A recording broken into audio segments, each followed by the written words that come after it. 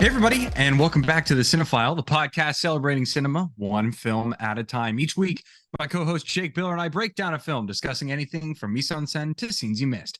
Today, we talk about a good old-fashioned family Christmas in 1989's National Lampoon's Christmas Vacation. Jake, this was your pick this week, and this is a movie that, for me, I didn't really watch until a few years ago, and then kind Really? of like I had seen it, Mhm. but it wasn't a staple of my Christmas viewing until a few years ago, and now it 100% is. But if I remember correctly from last week, this is one of your dad's favorites. Yes. My dad is not a Christmas fan or a big Christmas fan by any means, but there are two Christmas movies he watches every year, and it is A Christmas Story and Christmas Vacation. So it's interesting that we start with these two movies in our Christmas classic series. I don't know, maybe my dad's secretly curating the schedule or something. But no, this is always been a staple of my holiday tradition. Well, a staple from the age I was allowed to watch this. Right, Going because this forward. movie, This was not this is not in the same milieu as, say, Rudolph the Red-Nosed Reindeer or yeah, something of that caliber. is But no, not. this is hilarious. I still laugh every time I watch it. It's funny. I know we talked about this, texting back and forth. Chevy Chase is just spectacular in this. He really is. He really, I mean, he brings it. Yeah. And again, this is the second, obviously, like we said, of our Christmas classic series, but this does the same thing that A Christmas Story does, where it really kind of highlights and pinpoints what Christmas is like, what the season Yeah. is like, because it's not the Hallmark Christmas card kind of world view, and Mhm. because that's not real life. But this is just outrageous enough, but still grounded enough to be like, okay, yeah, this is maybe a little bit much, but this is kind of how the holiday season goes, especially when you have all your family in town. Oof. Oof. That would be something.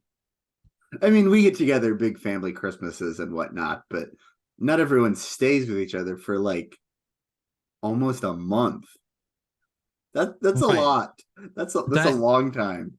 that's a long time, and it's clear that the house and the people in the house weren't really set up or have the personality to be able to take on that task, if you know what I mean. Yeah. Like you you have to be a special kind of person to allow not a stranger, but an extended family member to stay with you for an entire month, Yeah. right? Because you have that delicate balance of, okay, they're family, but at the same time they're not super close family, so we don't really know them very much.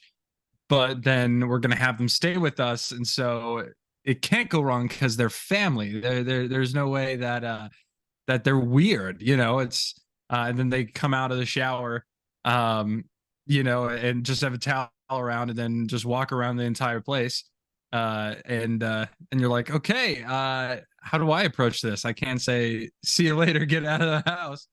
Um, so I just think this, and it's so funny because this is National Lampoon's, Hmm. and the National Lampoon was a newspaper, like magazine, Yeah. back in the 70s and 80s.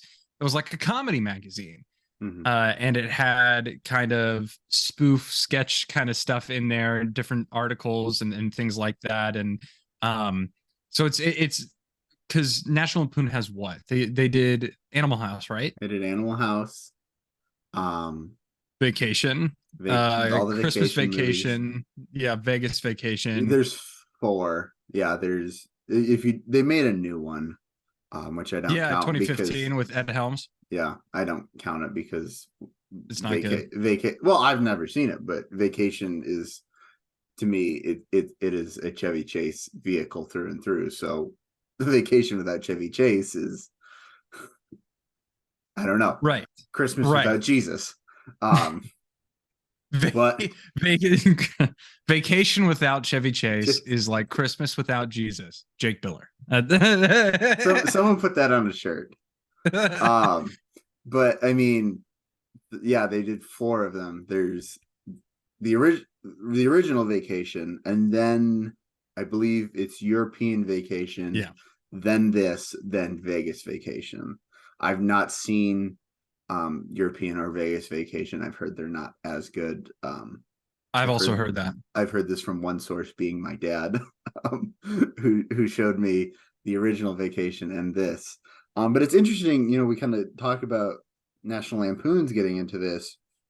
So John Hughes, who we just talked about with Planes, Trains, and Automobiles, he wrote the screenplay for this and for the original Vacation movies, because he did write the source material when he was writing for National Lampoon magazine back before he got his start in movies. He wrote short stories for that. And so the original Vacation movie is based off one of his stories. This is one of his stories as well that he expanded upon to make a full screenplay. I think it's called Christmas 59. Yeah. Because I looked it up too, because I was like, where? Because I remembered that John Hughes was kind of attached to this in some capacity. I was like, who comes up with this? And so I kind of looked it up just a little bit. I know that's more your realm, but I was curious. And so I read a bit of Christmas 59.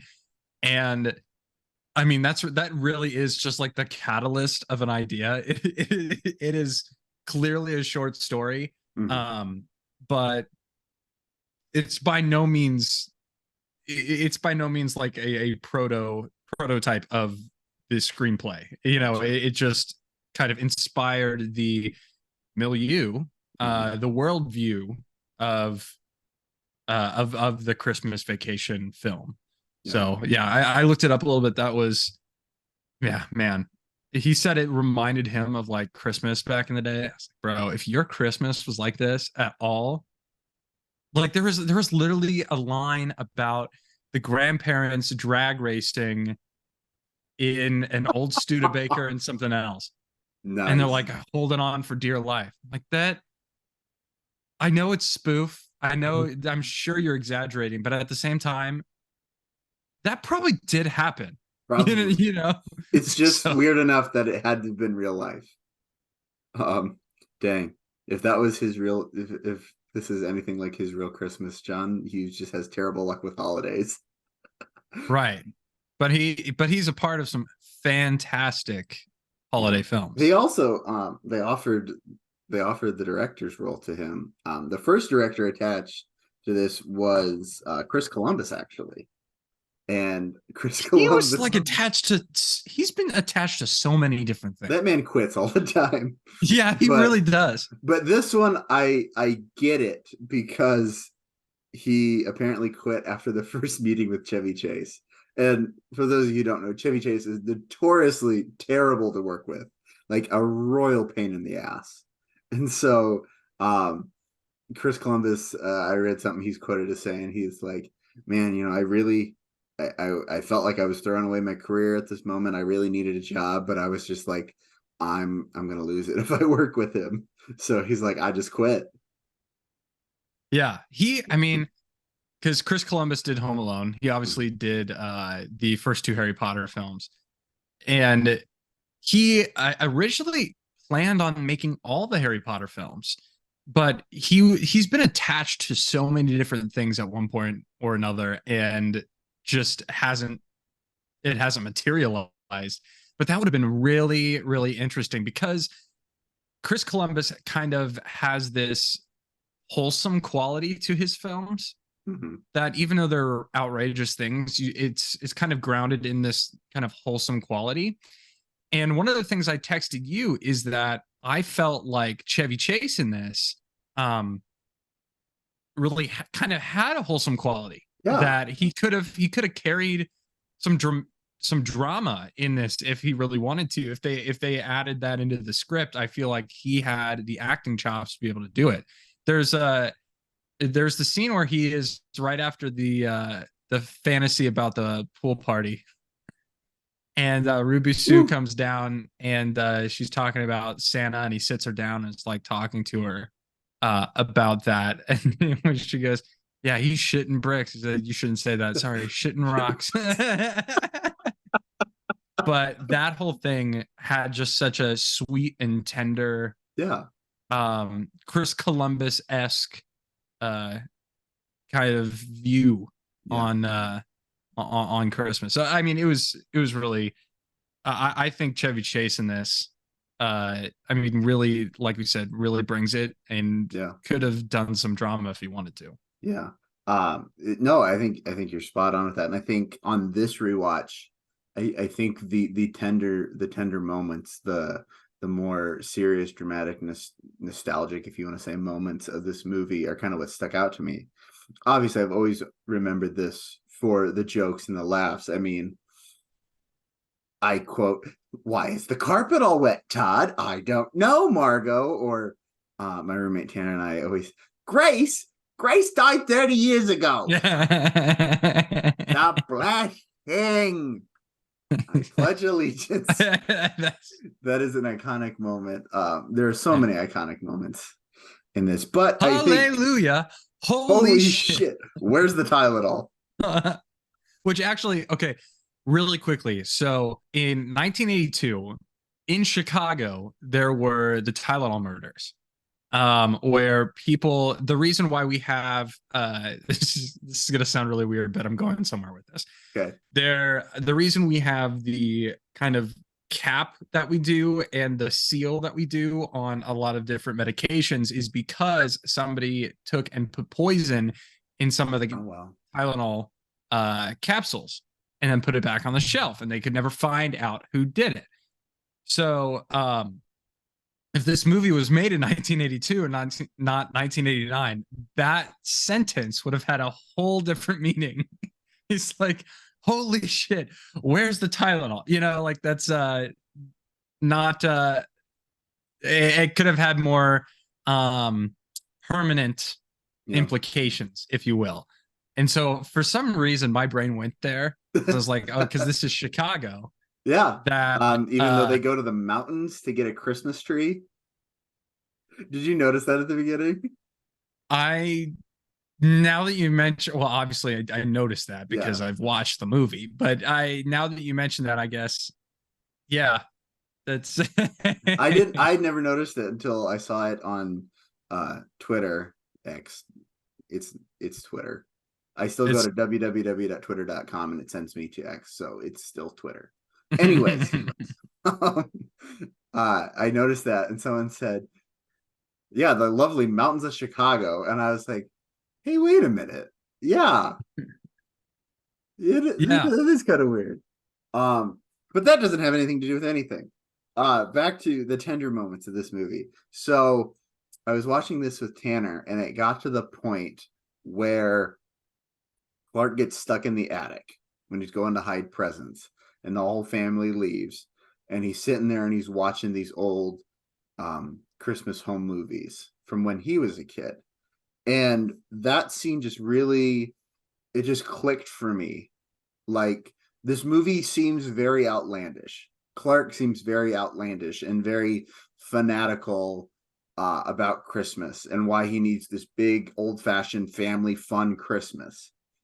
And it's just like, it seems a little hard to understand from a narrative point of view, I think, until I really sat there and watched this scene. And I realized that that's Clark's inciting incident, if you will, for his love of Christmas. It's why he wants to recreate this and give, because he has such these fond memories of Christmas when he was a kid. He wants to give that. He wants to remind his parents and Ellen's parents by extension, because they're there. But also he wants to remind them of those good old fashioned wholesome family Christmases that he grew up on, while also giving that same experience to his kids. And so that scene it really spoke to me. And Chevy Chase is very subtle and tender in that scene. He doesn't say anything really. He just is Right. sitting there watching these movies as you hear um is it Ray Charles? I think it's a Ray Charles song playing. And it's just like, it's very, I don't know, it really hit. Like, it's just like, oh, this is why Clark is the way he is. This makes the whole rest of this movie make sense. Yes, Clark is wild and outlandish and cutting down the giant pine tree in his front yard because his other tree got burnt up seems insane. But when you understand that this is Clark's mission to recreate these wholesome family memories, it all clicks. You understand it. You're like, I get it. So I think that's just, another testament of Chevy Chase's um range in this movie that I think goes unnoticed a lot of times. Yeah, and I also think it's a bit of a testament to John Hughes, right? Writing the Yeah. screenplay, but John Hughes is able to infuse meaning and kind of like wholesome moments into some of his more outlandish comedies, right? Planes, Yeah. Trains, and Automobiles. We have tender moments in that as well. But this movie, without Hughes and without Chase's performance, they could have not had that scene in there. Yeah. Oh, and I think a lot of honestly, modern movies don't have that scene in yeah. there. I think a lot of times I've watched this, I think I didn't understand why that scene was there. I didn't understand why we needed the scene. Like, it seems like an off beat. It seems very different from the rest of the movie. So I was always kind of like, all right, this is a choice, but now I get it. Because with that one scene, that adds the third dimension to the character. Yeah. Right? Before then, we just have a two-dimensional kind of aloof dad Mm-hmm. who is just literally an absolute vibe. And like just the way in which he acts and just a mood, absolute mood. But we have this kind of father character that's very two-dimensional. And then you add just one scene. And it always this reminds me of the movie The Judge, which we will eventually do for the podcast So someday. good. Uh yeah, it's a great film. Anyway, but there's a scene in there where they're watching home movies. And anytime you have a scene like that, it does so many different things to an audience because it reminds you one um it's one of those things that transports the audience itself back, right? Mm-hmm. So we may think of times gone by. We may think of our own home movies that we have that show times gone by and us watching them. But both of those different things kind of ground the character, make the character more interesting, and gives purpose to the performance that otherwise would just be silly. Yeah. And so that moment is just absolutely key Mm-hmm. in this film. And this film is not a Christmas classic like it is today if you don't have that purpose behind Chevy's performance. Agreed. I agree 100%. The other interesting thing, we have a cast of characters, and while Chevy obviously has that three-dimensional character, the rest of the cast doesn't. And Yeah. it's not, they don't need to, Mm-hmm. because, and we talked about this with Planes, Trains, and Automobiles, another John Hughes film, where the less complex a character, the easier it is to picture someone in your mind when you're watching them. But it's actually really interesting that the kids, the two kids, the Griswold kids, are actually recast from at least the first movie. Yeah, they're different in every vacation movie, which is, Yes. I get it, but it's weird. Yeah, it's a little too weird, but I think that goes to show that, I mean, this movie still works. Yeah. We don't need those because it is just so Chevy Chase heavy. It is 100% a vehicle for Chevy Chase. But yeah, Johnny Galecki Hmm. plays one of the kids. Yeah. And everybody that has seen Big Bang Theory would know that he's Leonard on The Yeah. Big Bang Theory. And so it's kind of funny to see a young Johnny Galecki in this role. Oh, gee, Then would you look at the time? That kid has some funny moments. They go, I think, under the radar. Um, I think Johnny Galecki and then Beverly D'Angelo, who plays Ellen.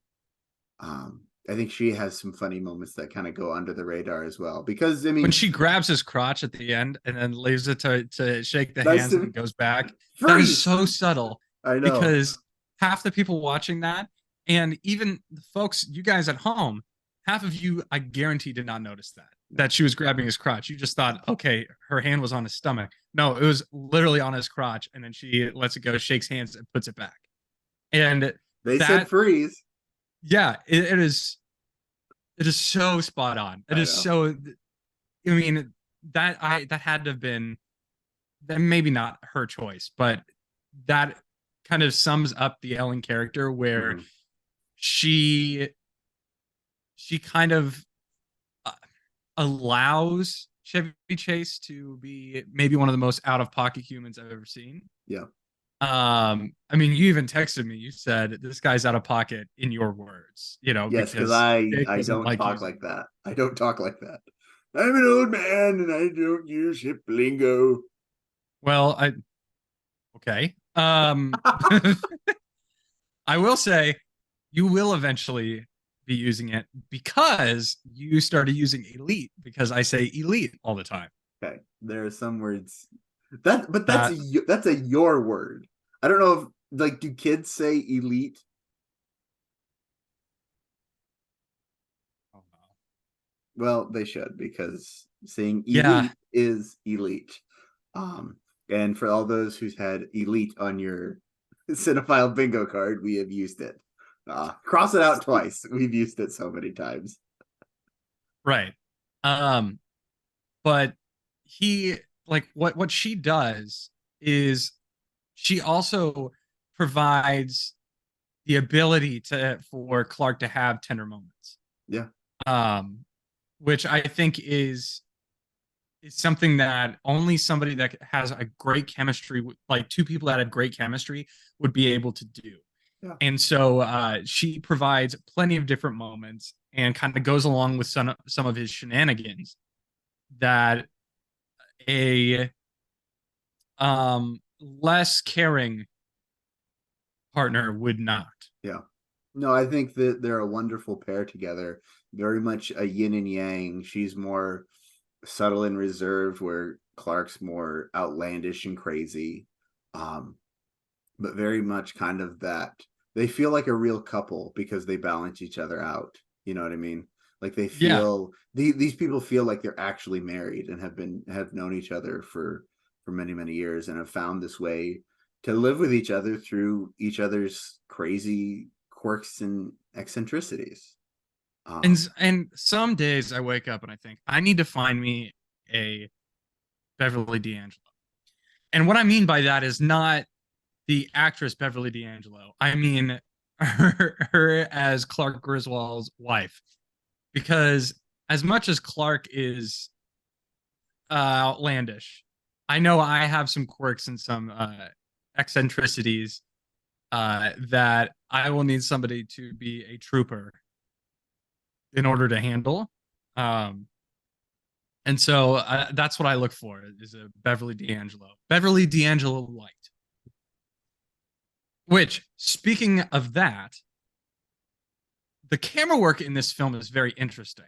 It's like there's a lot of soft light Mhm. in it, but it also seems. Remember last week when we were talking about Christmas Story and talking about how it seemed like the movie was kind of out of focus at Yeah. times? I felt like this was the case here too.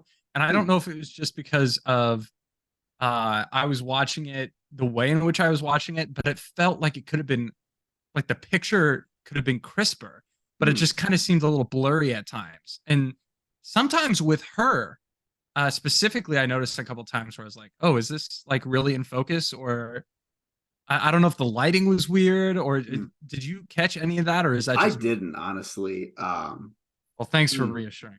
That makes me feel I'm being honest here. I really didn't notice it. I know like in that the pool party daydream, I think there's some moments like that, but I think that's supposed to be more like emphasizing that that's not real. sure. Um, but other than that, I can't really think of. I mean, obviously, there's a lot of scenes that have a lot of light in them, especially when we're outside the house after he turns on all the lights and has to trip the nuclear backup power. Um, I related so strongly to the kilowatt hours going as fast as they did, because once for the kids that are ever watching this, once you become an adult and you have to get your own place, you realize that electricity is not free, water is not free, internet is not free. All these different things that we don't even think about. Now we have to pay, the electric company, and we have to pay the sewage. yeah. Like, um, yeah, it's like adulting. Adulting Um, sucks. adulting does suck, but I this time watching it, I was like, I understand that. This is he's gonna need that bonus to Oh, pay for sure all the is. electricity that he's using. The when he was putting up lights Mhm. on the house, Chevy did a lot of physical comedy. It is widely known that Chevy Chase did a lot of his own stunts, but didn't do them always the most like safe, like wasn't always the safest when he's doing it. Shocking. Um, so I've heard, and I obviously cannot confirm or deny this. I've never met Mr. Chase, but I've heard that one of the reasons he's kind of a crotchety old man now is because he's constantly in pain Really? from doing too many of his own stunts. Mm. Yeah, and so he just kind of his body kind of gave out after. I mean, because in this he does multiple things. He He jumps hangs off off the the roof multiple times. yeah, and I mean that's tame compared to some of the other stuff he's done with like Fletch and Fletch Yeah. Lives. I'm sure, like, and I haven't seen those actually, if I'm being real, but I'm sure he did some physical comedy and physical action in those as well. But yeah, so he has this kind of almost home, like this movie could have been like a Simpsons movie. It seems like Hmm. um Okay. where Yeah, yeah, I kind of get it. you kind of get what I'm saying. Yeah. So his physical comedy one would have probably been easier to animate Oh, of than course. yeah than doing it, but it kind of had that quality. And I'm not just saying that because the Simpsons movie has a scene where he's reshingling the roof and attaches the shingle to his pant leg and then is running and falls off and there's he's unshingling the roof. uh Man, that movie, that's pure cinema right there. But it had a lot of the same kind of qualities, and this could have been a really interesting kind of Bob's Burgers or Sims, because Bob's Burgers has a lot of the same vibe. I know you're not a Bob's Burgers guy, It but looks weird. it once you get past that, I'm telling you, it's really well written. But Bob, he kind of is a little extra, but he has such a big heart. Mm. And Clark Griswold is a lot of bit extra, but has a big heart. Yes. Um, and the other person that has a big heart, but I because was of hoping you'd cholesterol, go here. is cousin Eddie. What's the line? My cousin-in-law, whose heart is bigger than his brain. I Yeah. think something to that Yeah. effect. Well, thank you, Clark. That means a lot. How much dog food do you need? What was that scene? Like he just kept grabbing, like he's gonna run freaking Walmart dry. There's like 5 different brands Oh of my dog food. gosh, I know. And did you catch that Chevy put some light bulbs on top and then he put another one on there and you heard the crack? Yeah. Yes. Yeah. Oh, But that's Randy Quaid. oh yes, And it is. he's a different kind of character. Eddie is just Eddie is Eddie. I mean, there is no other way to describe cousin Eddie. Um, everyone knows Merry Christmas, shitter's full. Um, that iconic moment. But Da, da, da, da, da, da. That version of yeah, oh man. it's Yeah. just he's so outlandish and wild, but yet somehow feels relatable in a way. Like I Randy texted Quaid, I read, and whether this is true or not, said he based this off some people he knew when he was growing up as a kid in Texas. And I'm like, so there are real people out here that act like cousin Eddie in some way. But like at the same time, I kind of get it. Like you have that family member, that friend that's just like so and so is just so and so. Like there's no other way to describe them. chance is just chance. Uh No, okay. okay, so I did not like this character. I don't necessarily think like I don't find him as funny as maybe you would. And I know what you find funny and your kind of style of comedy. So I know you found it funnier, that whole thing. I texted you, I was like, he's like a human Shrek. Um Yeah. and as much as I want to see Shrek 5, this is not Shrek 5. And he's kind of just this disgusting oaf. Um, it just unaware. Yes. He's just very aloof, and I did not find him incredibly funny. Now, obviously, yeah, like the shitter's full line, great line, really freaking annoying. Like like this whole character's vibe is Shave just the neck for me, Clark. yeah. Like if I met a human like that, I mean, Jake, you know I can tolerate just about anybody. There are a few people, and I'm not going to name them here, but that we have talked about that I don't like, and I just don't like them. And it's not a oh you'll get around. No, no, I just don't care for you. I'm not going to make a big stink up about it. Shitter ain't going to be full, but I just don't really care for you. And he would be on that list.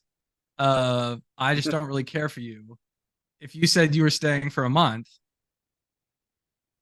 I'd say go to Jellystone. If I'm finding camps of America, like go anywhere else.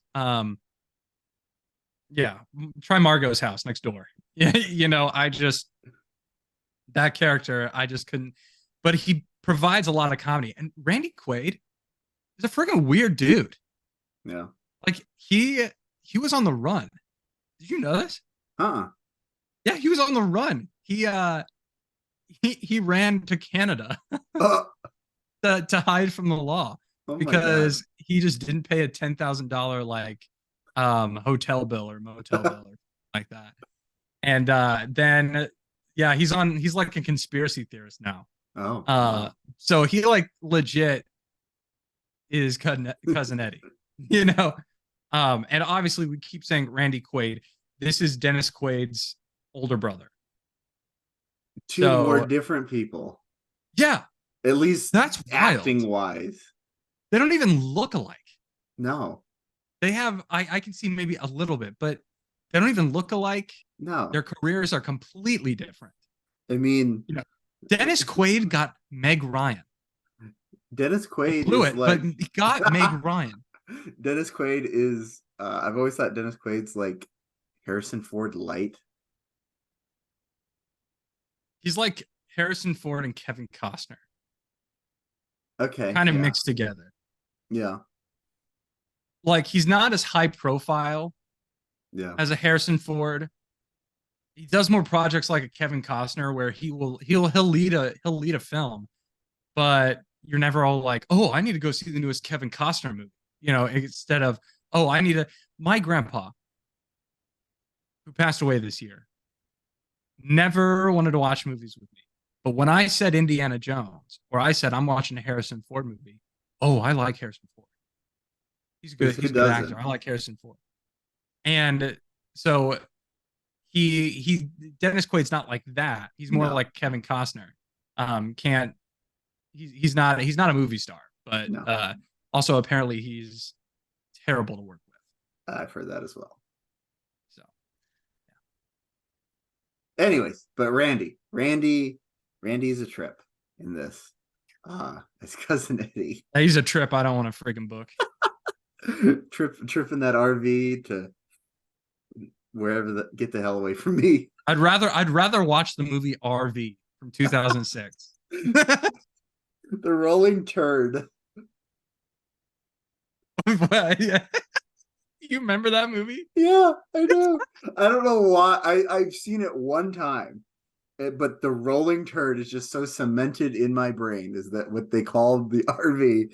And honestly, that's Eddie's RV. Is the rolling turd, and Yeah. not because it's broken down and falling apart. It's because of who's driving it. And you know what? Robin Williams would have been a hell of a lot better in this role than Randy Quaid. I'm just gonna say it. I would have liked him so much more than Randy Quaid. But like I said, Randy Quaid is just one of those people I do not care for. Will not be accepting Christmas cards from. I may hit mute button if Randy tries to text me.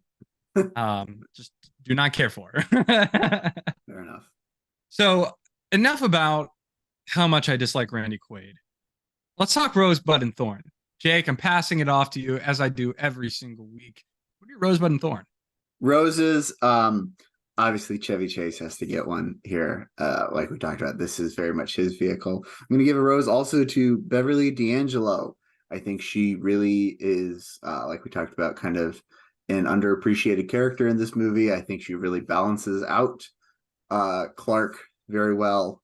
So I'm going to give a rose to her. I know you will disagree with this heavily, but Randy Quaid as Cousin Eddie, he is so iconic. Have to give him one. I'm also going to give a rose to the screenplay. The story and the dialogue is just so it's so peak. It is funny. It is crisp. It is peak. It what? is cinema. Oh, okay. Well, you didn't say cinema. You said it's just so peak. Like you mean like the tea? Don't you know that's what the kids say? It's so peak. No, I'm kidding. I just made it. I swear, It is. if you use that like I usually lead, I'm hanging up. I'm hanging up. We are no longer doing this. Dang, that's so freaking peak, man. Okay, but this is how like new phrases come about. Like this is how Cap came about. Two people were talking. They were like, "Man, that's peak." Peak what? I'm like, I don't know. Just it's peak, and then boom, all the bunch of kids listen to it. And now peak is like Cap, no peak. Anyway, top tier, shall we say? The screenplay is top tier. It is just it's funny. It has its tender moments. It's well balanced. It's tight. It's clean. Not in its content, obviously, but it's just I say clean. It's very nothing feels random or left out. If you really dig into it, I feel like everything has a purpose and everything has a reason. So I'm going to definitely give a rose there. And then I know she's only in it for a little bit, but Mae Questel, who plays Aunt Bethany, this is actually this is actually Mae Questel's final film of her career. She is known for playing or doing the voice of Betty Boop for all the cartoons back in the 40s. May or may not be familiar with the Betty Boop commercials. You probably have seen at least the clips before here and there, but she's known for that. So this is her final film, but her turn as Aunt Bethany, I mean, For so little screen time in this movie, she's so memorable, at least to me. I She steals the whole dinner sequence. Yeah, she does. And then Grace died 30 years and then when she starts singing the national anthem at the end of the movie, because like that's so fitting, because it's like ago. Yeah. how we've arrived to this point where it's just like, okay, how do we end it? And Yeah. it's so outlandish. It's like, all right, we got to land the plane somehow. Let's have Aunt Bethany sing the national anthem, but it works. Just who thought that play ball would be a great way to end a Christmas movie, but it is. But yeah, so I want to give a rose to Mae Questel just because I find her so iconic as Aunt Bethany in this movie. I can't speak.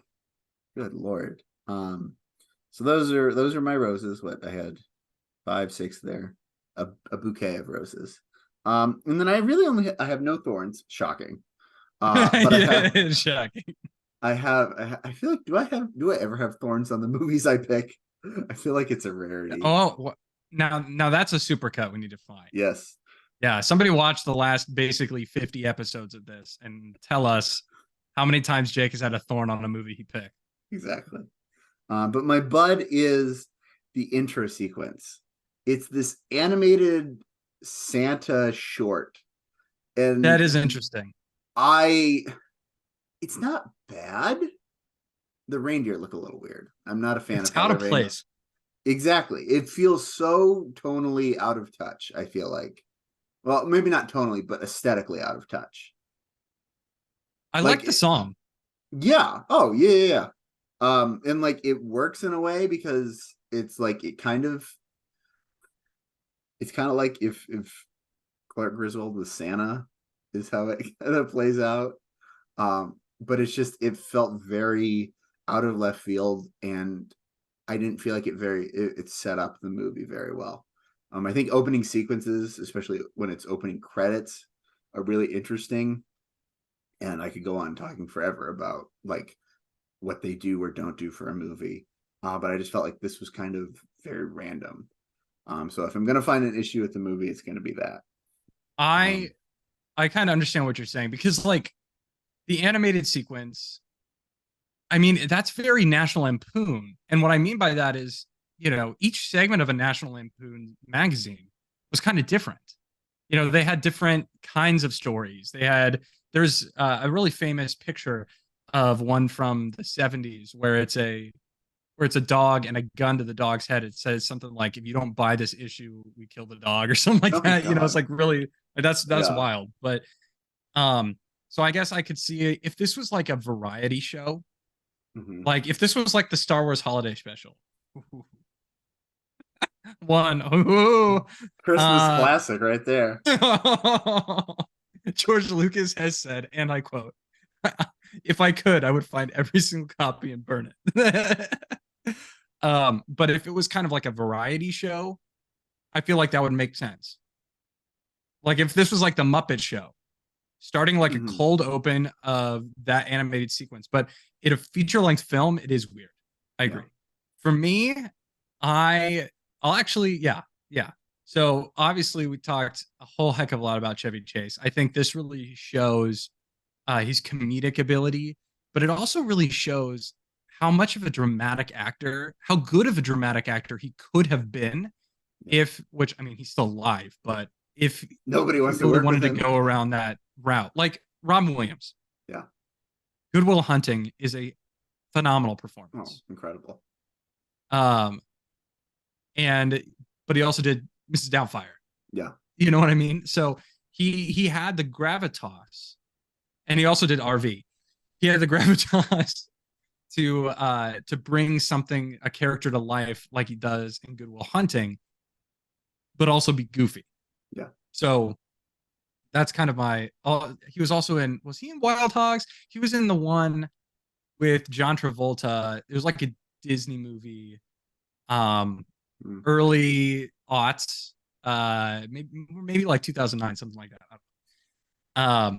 But anyway, so I think his performance is spectacular. Beverly D'Angelo, again, I think she's kind of slept on. The way in which she kind of is a companion piece to Chevy Chase, I think, is critical to the success. That was a Freudian slip, I guess, because anyway, to the success of this film.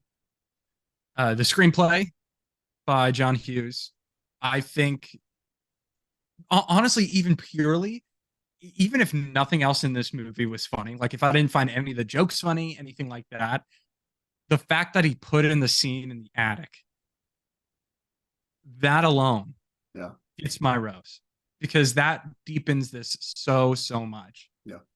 So I don't have as many roses. I won't give a rose to Randy Quaid. I won't do it. Is I he a won't do bud it. for That you? shitter's full.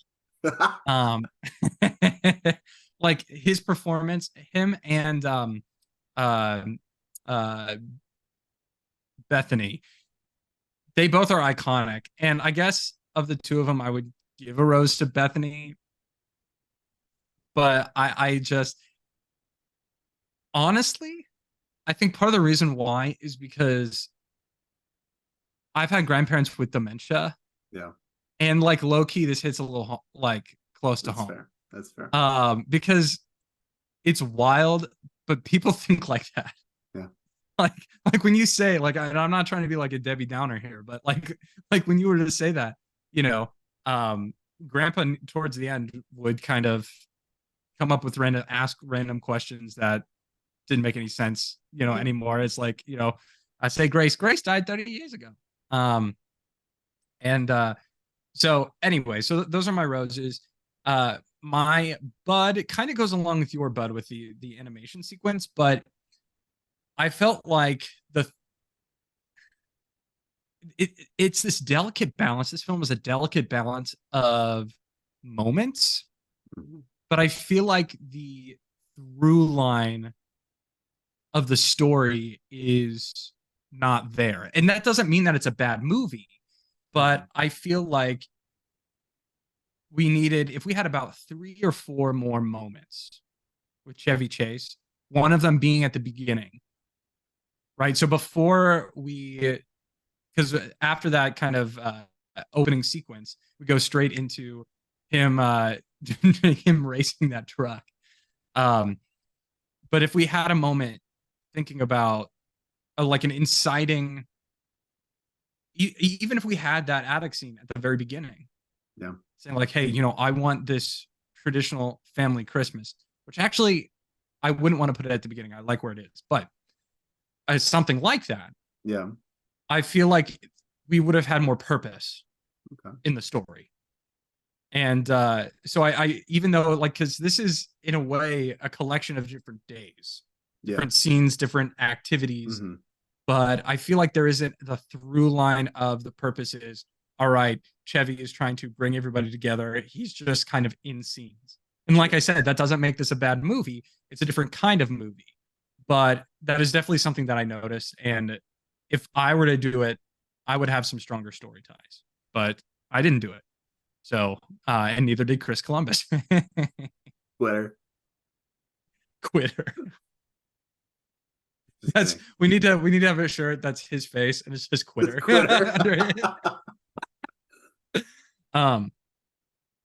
But now we are going to actually go into who we think we are. And this is going to be an interesting one today. My pick, and I'm going to pass it off to you like I do every week, but my pick, no, just go, and then So this may seem weird, so stick with me here, but I think you're Clark. Like you talked about, when it comes to you need to find your Beverly D'Angelo in a wife. I think you can be you have your quirks and eccentricities, and I don't mean that to sound in a bad way. I mean, everyone has quirks, and that's what makes mine are the best, but people unique humans.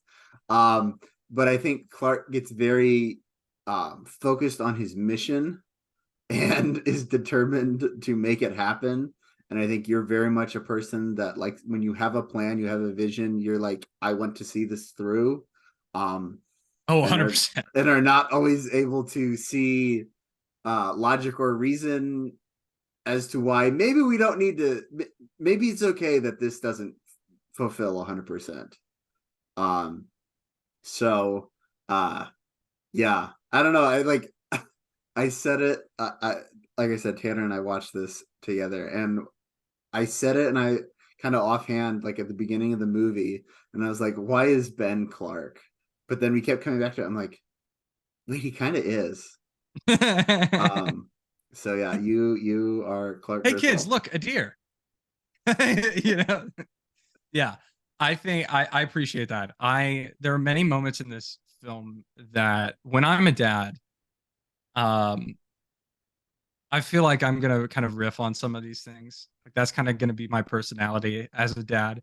I, for those of you Like that don't know, you as a dad, or I don't mean to interrupt you. You as a dad no, you're are fine going to because I didn't know where I be was going. okay, Clark. Sometimes I Uh, start a sentence, I just don't know where it's gonna end. you as a dad are going to be the same way about Star Wars that Clark is about Christmas in this movie. Oh, hell yeah. I'm wearing my Order 66 hat. Yes, you are. Yeah. Yeah. Oh, hey, son one, daughter two, whatever. Yeah, you're gonna like Star Wars. And if you don't like Star Wars, I'm gonna make you like Star Wars. You're gonna know so much about it, and you're gonna shut up, and you're gonna make me think that you like it, and then it'll come out 30 years later. Dad, I never loved Star Wars. And I'll be You, like, I'm too old now. I don't really care. You want to read my thesis again? That's what I'll read. Bedtime stories is my thesis. But going to you, I would be tempted to say that you were Randy Quaid, but you were very much. You just give off the Beverly vibe. really? Yeah, I. That's why I was like, because I was like, it'd be so easy for me to see Randy Quaid because you think he's so funny, and I watched it. I was like, that's Jake because Jake loves to like. You think that's hilarious, but I feel like when you're old and maybe not don't have the sharpest knives in the drawer, I I can see you doing something like that where you like recite Wait, some Civil I'm War speech. Bethany. I'm Bethany. Yeah. Okay, you said Beverly, so I thought Beverly D'Angelo, as in Oh, Ellen. I'm Bethany. I Okay. don't want to like I don't want people to like replay it because I'm sure I did say Beverly. I did. I did. I did. Yeah, you're Bethany. Okay. You're Bethany. Because I keep going back to the Civil War songs, but I like Listen, folks, I don't do this every day. I don't just no. wake up and say, I can't think of one even right now. I don't just. Couple I, shots of Jameson and no. uh, It's and Jake, I've only understood to have done this like once, but I think it was it Tanner's birthday? It was somebody's birthday or something. it Like you had was. gone out It's and happened a few times.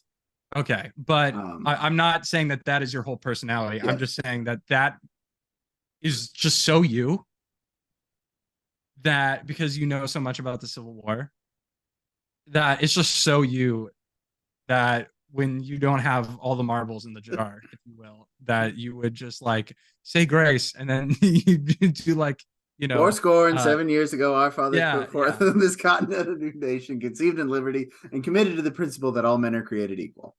I thought it was dedicated to the proposition. Tomato, potato. Ah, yes. I love my potato ketchup. Oh, that's cursed. That's cursed.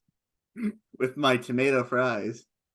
Oh, no, no, no. Are those Is Italian that what fries the then? fried green tomatoes movie is about? Uh, That would be so cursed if you had like fried green tomatoes, you just squirt like some sort of liquid potato on it, and then that, that's like in Bizarro World.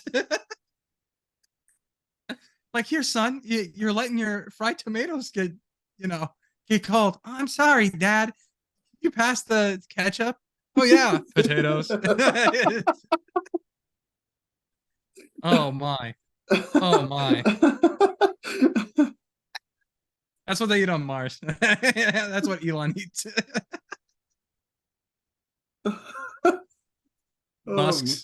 Oh, Musk's ketchup instead of Hunt's. Anyway, anyway. Uh, real question is, so closing thoughts. Jake, what are your final thoughts in closing when we're talking about the not potato ketchup? We're talking about National Lampoon's Christmas Vacation. Christmas Vacation will always be a movie that is a Christmas staple for me. I love it. I probably will watch it again before the Christmas season is up. I enjoy it that much, but I found this time on this rewatch, I really appreciated that it has layers to it. That there are some tender moments that we really see kind of Clark as a three-dimensional character if you really look hard, and observe closely. So I appreciated that, and I felt like it made it all the better movie for me. Appreciating his well-rounded character and understanding, giving some real kind of tender and serious moments to a very wacky and wild character. There are other wacky and wild characters in this that I love very much and are very quotable and iconic to me. And so, yeah, this will always be a staple. For me, this rewatch really showed me that there were layers, and our conversation today really showed me that there are layers to this film that when you're a kid you may not understand, but just like with A Christmas Story, I feel like watching this as an adult gives you a new appreciation, and you understand why this is such a staple for so many families at Christmas. It's really entertaining. There are a lot of great moments, some great characters. Like we said, I think Chevy Chase is an absolute standout here. I find Cousin Eddie incredibly annoying, but that is just my opinion, and it's my opinion alone. Um, but overall, I understand why it's a Christmas classic. I don't know if I will rewatch it again because I don't watch, like, who am I going to watch Christmas movies with? Myself? I do. You get Tanner. Even if Tanner will come in and he'll like kind of walk around and kind of look, and maybe he'll sit for a minute. You won't start the movie with him there, but he may come in and sit down, or he may kind of look and say, "Oh, you're watching this," and then kind of go back into his room. But yeah, why don't I just watch it with my empty lazy boy? Anyway, but the question is for you folks. Had you seen National Lampoon's Christmas Vacation, if I can say it right? Do you enjoy this? Is this a staple of your Christmas holiday like it is for so many? Let us know your thoughts, Rosebud and Thorn, everything down in the comments down below. If you like this video, hit that like button and ring that bell with the subscribe button to get all notifications on upcoming content. We still got 2 more podcast this year. We're going to do Elf next week, and then we are also doing It's a Wonderful Life, a great film. And I keep thinking about that film that we're going to watch it. I'm like really excited because I think it's a great way to end season 2. It's hard to believe that we got 2 more episodes left, and then we did 2 episodes in the first season, and now we have done this will be, I think we'll end with 50. 47 this season. Damn near 50. That's wild. Yeah. But make sure to follow us on social media. You see the links right there. Follow Jake, myself, and also follow the Cinefile. For Jake Biller, I'm Ben Sparrow. Thanks so much for watching. We'll see you back here next week for Elf 20th anniversary. See you there. And cut.